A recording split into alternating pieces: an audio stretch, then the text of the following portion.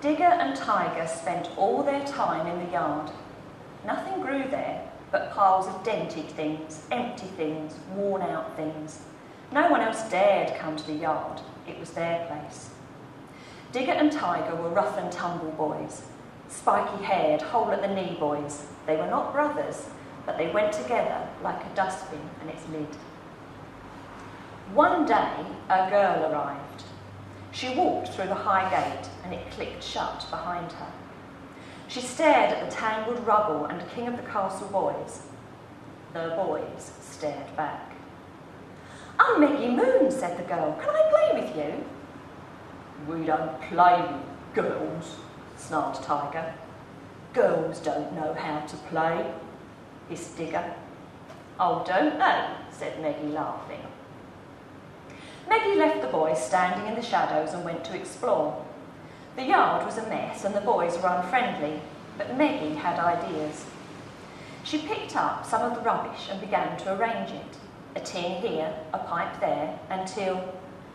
"It's a racing car," said Tiger. "You can drive it if you want," offered Meggie. "Not likely," said Digger. But as soon as Meggie left, the boys jumped into the car and raced away until dark. The next day, Meggie came to the yard again. Digger and Tiger watched her picking over the junk. "Go on then, build something," ordered Tiger. So Meggie made a ship. When it was finished, the boys played pirates. "Can I come aboard?" she asked. "I suppose you could be our cook," said Tiger. "I'd rather be your lookout," said Meggie. She spat on her hands, shot up the rigging and shouted, "Enemy ship ahoy!" Startled, the boys drew their cutlasses. "Aye, aye, shipmate," they said. By the third day, the car was mangled and the ship wrecked. "Let's kick cans," said Tiger. "I'd rather throw stones," whinged Digger. "That's boring," said Meggie. "Why don't we make a den?" She found wall things and roof things, and the boys jammed and crammed them into a corner. They played until dark when the bed calls came.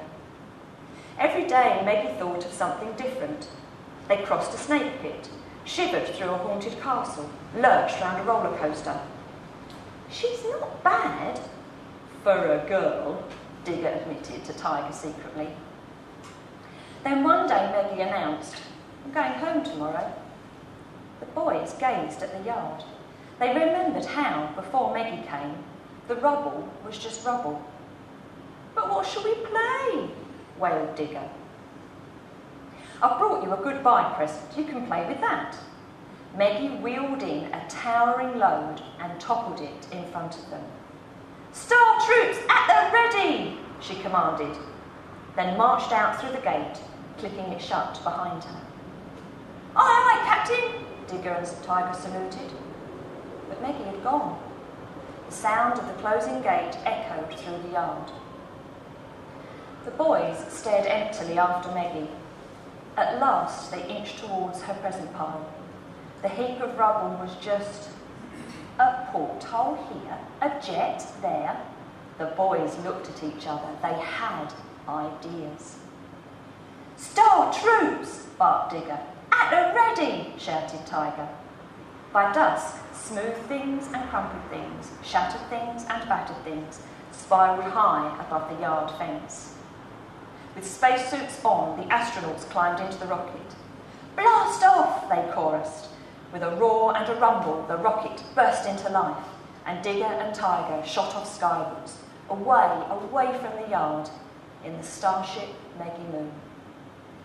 Now, a lovely story, I'm sure you'll agree. But to me, this spoke of so many different messages.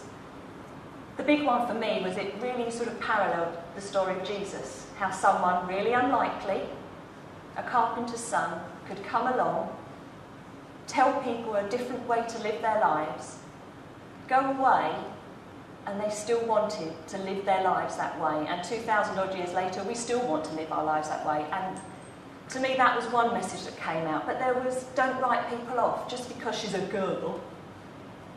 You know, you can play, you can have fun, you can change, you can explore, and life's out there for you to grab. And And all the time, Maggie loved those boys, even though they were horrid to her in the beginning. And again, you can look at a school playground, you can see kids that, you know, are a bit outcast, kids don't play together. All the messages that came through from this. So we talk about it and we give the kids a chance to talk about it. And so that's really what I do. I find contemporary stories that I think the kids will enjoy, that I feel have a Christian message. And then I'm blessed with the opportunity to go into primary school and to share that message with the kids in a way that they'll really engage with. And I can only come up here so many years and say, I like typing. So they let me come up this year and tell you a story. Thank you.